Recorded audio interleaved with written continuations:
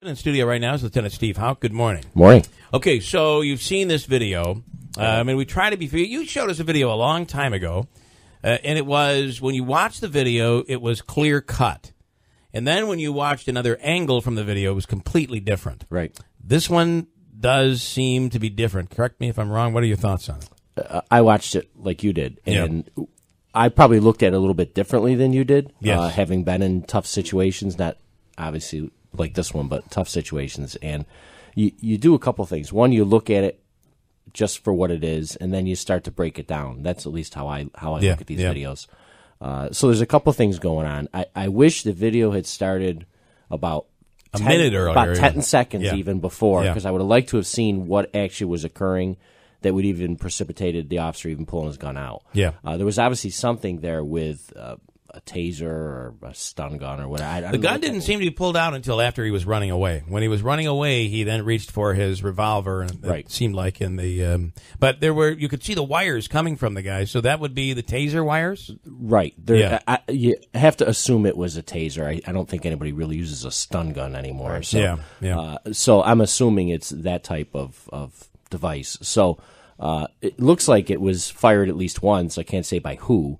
And then something occurs that we all see when the video starts. Something occurs right there, some sort of contact. There did seem to be contact. There's something, right at the beginning of the video. Something made the bystander tape it. So clearly there was now you see the wires coming out of the guy. So there had to have been an altercation which forced the police officer to, what we believe is to hit the taser. Right, and we might find out later from like you said, the person that filmed it, they might have seen the whole thing, which precipitated, obviously, filming. So they probably are going to be a good witness. So an eyewitness account in addition to the video. Exactly, what in addition to the video happened, what was said, those sorts of things. And then obviously you see them break apart and the guys start to run away. And from watching the video, it looks as if the taser either is tossed to the ground or falls to the ground. You can kind of see a black object. It's really far away, so you can't tell what it is. And then he fires, 7 or 8 times, I guess it is, and hits at the guy's back. Yeah, right, as he's running away, which in and of itself, just that portion of it wouldn't necessarily preclude use of force, someone running away, because if that person, say, for instance, was armed, then they still pose a threat even running away. So that in and of itself is not, So wouldn't you say, though, that as he is, so the deal is, this is complex because the story that came from the police department and came from the police officer is completely different. It is. And let's forget about what happened before the tape was rolling. The story they told at the time while the tape was rolling and why the gun or when the gunshots happened, completely different. This is what discredits, I think, the police story. I think you're right.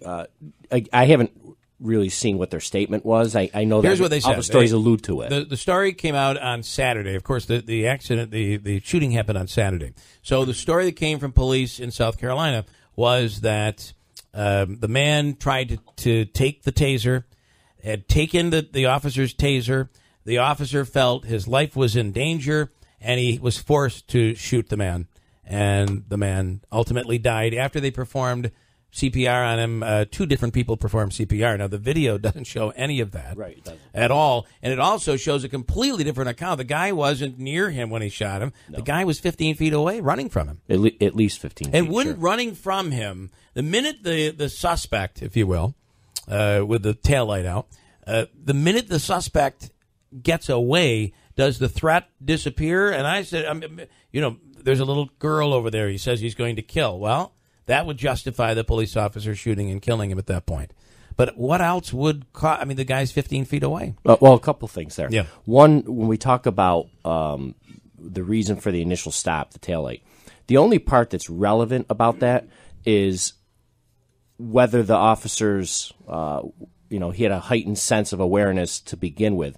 Because I've seen plenty of what we would consider innocuous interactions with members of the public, whether it be a traffic stop or a simple, walking in the roadway, that turned very violent very quickly. Right. So it's easy to say. It's easy to. He was stopped for a broken taillight. Exactly. Right. So that probably is unfair. Right. We kind of have to, at least on some level, exclude that. Now, obviously it would be much different if, say, he was stopped for possessing a gun. Now, Right, obviously, right. that in and of itself would make all... But just by, I think what you're saying is just the fact that he was stopped because of a broken taillight does not make this any less dangerous. No, it can turn in 2 seconds, and that's why I don't like when people use the term routine traffic stop or routine. Nothing's routine in this job. Nothing is. So that, I think the lexicon has to kind of disappear on that, because routine is only routine after it's happened, and it was routine. Exactly right. You can't, and they get their ticket and they drive away. Right. So, but okay, so you have obviously some sort of interaction. What I find really odd is how it ended up in. To me, this looks like a park of some sort. Yeah. It's fenced off. I don't see any cars anywhere in sight. I don't see the officer's car. I don't see the I did see a car. There is a car in the video, and it looks like it must have been the suspect's car. Okay, so let's. We don't know that for a fact, though. No, I at least I've only watched it a few times. So let's say there's some sort of pursuit or something. I guess. So it ends. It stops, and these two are both standing, and they're like I said, they're interacting. So. A taser gets fired, assuming by the officer, because if the probes are inside the man, correct? Yeah, assume it's fired by the officer. So, okay, so we talk about a threat. If a person were to say have some sort of interaction with the police and they run, well, if it's hey, stop, I got to talk to you, when they run, there's no real obvious threat that person poses, unless the officer sees a gun, or like you said, they're running towards a crowd of children and threatening, saying all kinds of crazy stuff. That obviously would be something that would be a threat. But for just a second, if, say, the officer lost control of his taser and thought the man had it, for the first few feet, an officer knows, we know there's limited range on these tasers. Right. We know what that range is. So for the first few feet, you could understand maybe, okay, still felt that there was some sort of threat.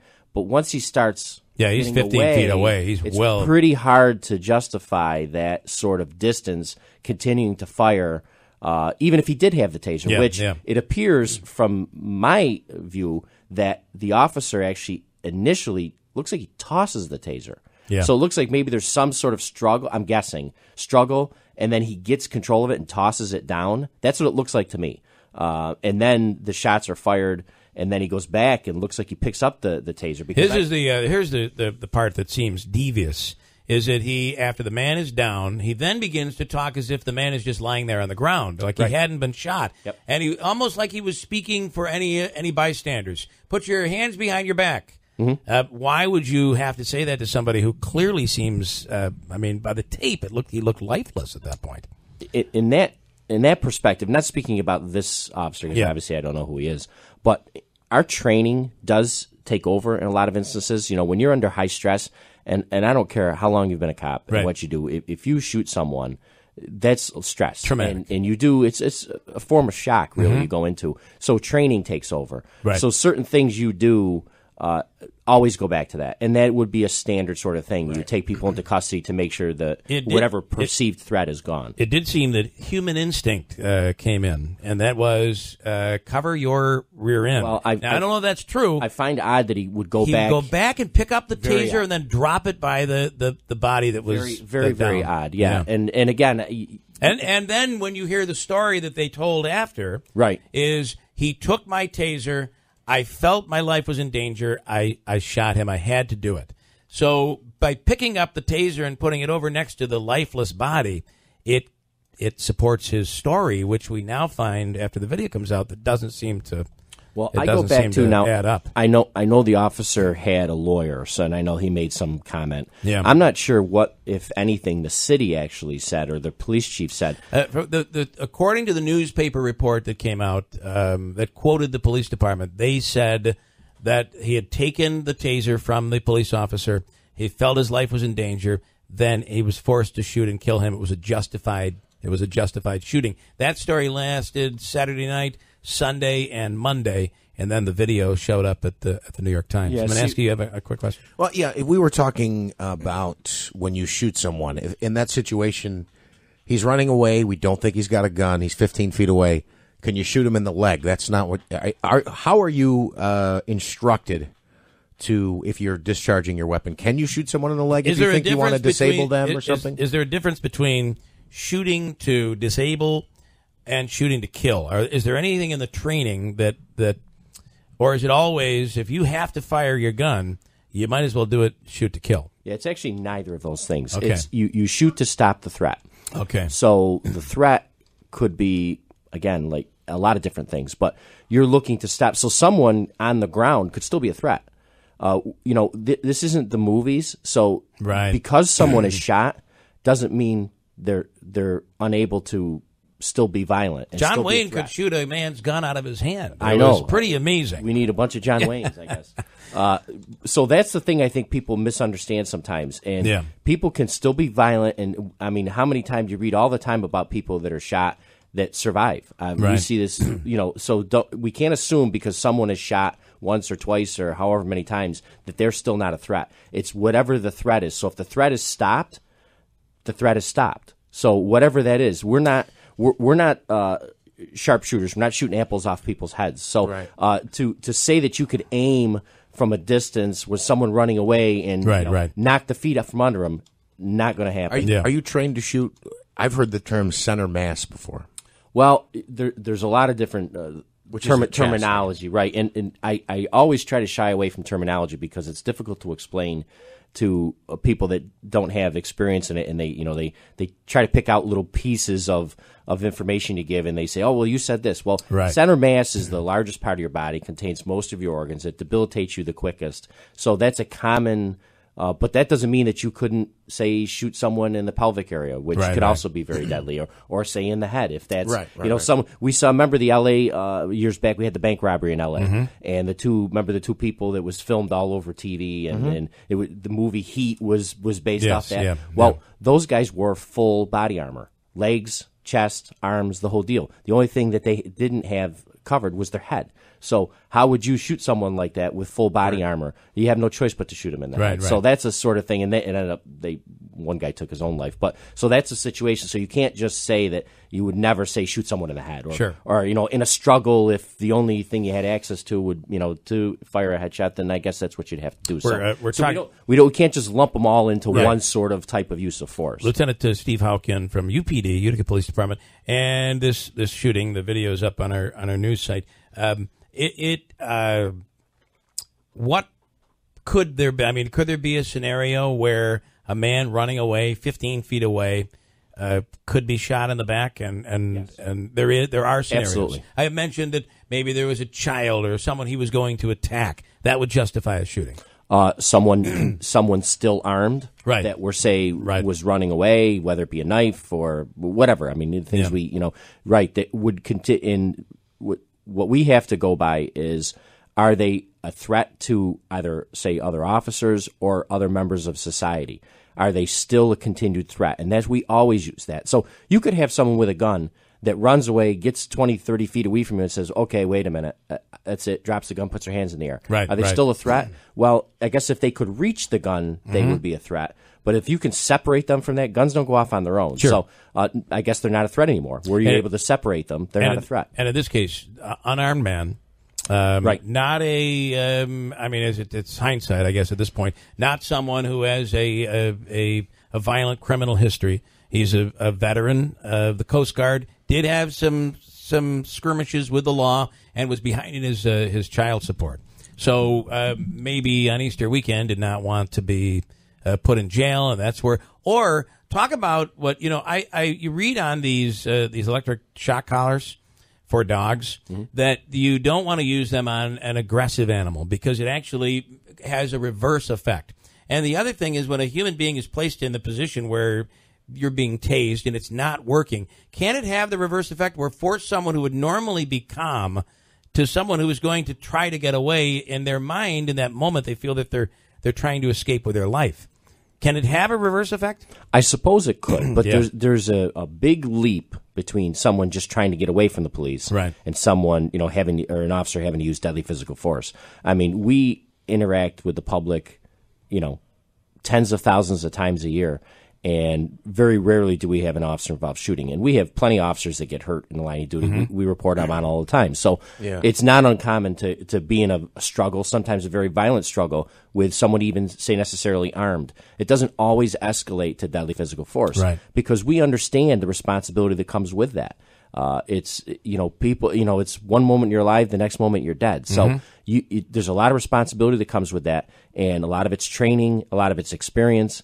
But I do find it difficult, at least from the video that I've seen, to justify that there was an imminent threat to either him or someone else that would have justified firing 8 times. Maybe you could say, okay, in the initial struggle, I thought he gained control of my taser, and then he fired once or twice, and as the guy runs away. And I have to say, there was no part of the police story, Saturday, Sunday, and Monday, that had anything about the man running away and being shot while he was running away. Right. That's the part that was left out, and had that video not surfaced, we might never know, and that comes into question. Now it brings other cases into question. There were some 50-some-odd cases that actually went to a grand jury in South Carolina where a person had been shot by a police officer with a police officer's gun, and in each case, the officer was found to be justified in the shooting. That now brings into question: had there been a videotape on any of those, would it have told a different story? And was there a cover-up here? Well, I think those are all, kills credibility. All valid questions. The only thing I can say to you about, we talk about this happened in South Carolina, is the laws do vary from state to state. So I don't know.